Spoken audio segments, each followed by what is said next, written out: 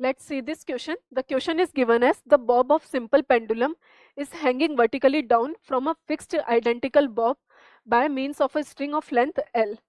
If both bobs are charged with a charge Q each, then time period of the pendulum will be. अब देखो हम simple pendulum के बारे में तो जानते हैं. सिंपल पेंडुलम का टाइम पीरियड क्या होता है? Time period of simple pendulum is,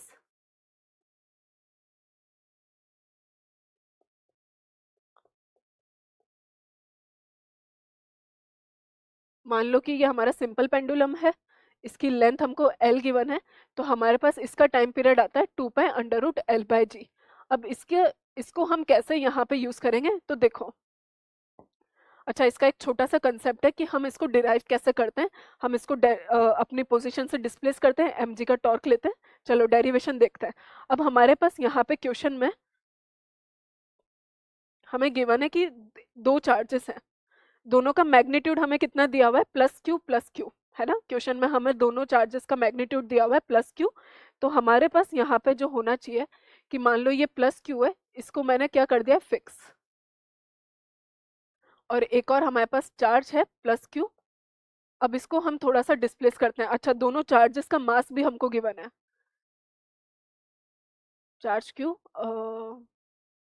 अच्छा बॉब है तो हम कंसिडर कर लेते हैं कि इनका मास कितना है, हमारे पास m है, और स्ट्रिंग की लेंथ हमें दी हुई है l.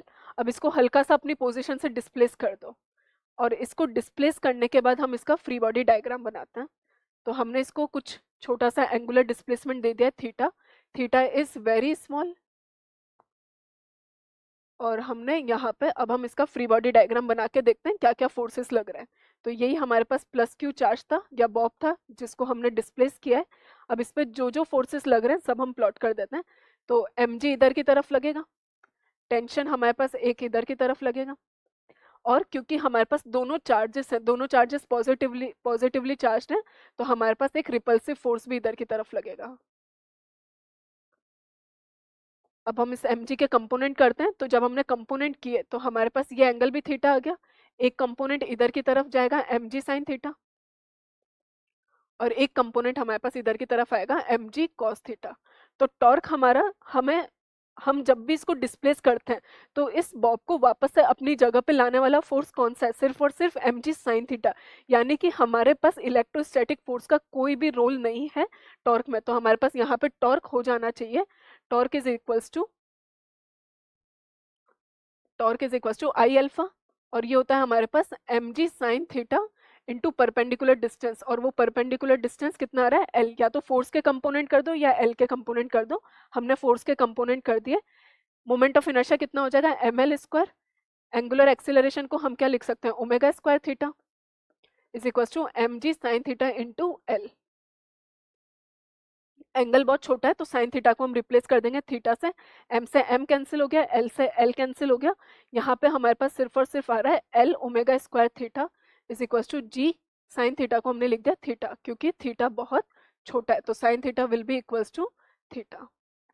थीटा से थीटा भी कैंसिल हो गया, तो omega square is coming out to be g by l. यानी कि टाइम पीरियड हमारे पास आ रहा है 2 pi under root l by g के बराबर. ओमेगा को हम लिख देंगे under root g by l. Time period होता है हमारे पास 2 पाई बाय ओमेगा, तो टाइम पीरियड हमारे पास आ गया 2 pi under root L by g. हम ऐसा बोल सकते हैं, इसका मतलब ये है कि जो ये रिपल्सिव फोर्स है या फिर इलेक्ट्रोस्टैटिक फोर्स है, इसका कोई भी रोल नहीं है हमारे टाइम पीरियड पे. तो हमारे पास there will be no effect of electrostatic force on time period of simple pendulum. तो हम यहाँ पे बोल सकते हैं there will be no effect of electrostatic force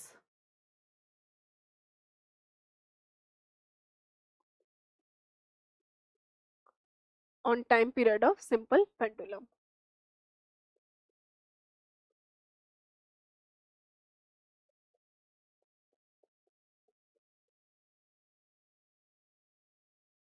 so correct answer हमारा क्या होना चाहिए, टाइम पीरियड हमारा आ गया 2 pi under root L by G. So the correct answer will be option number C. Thank you.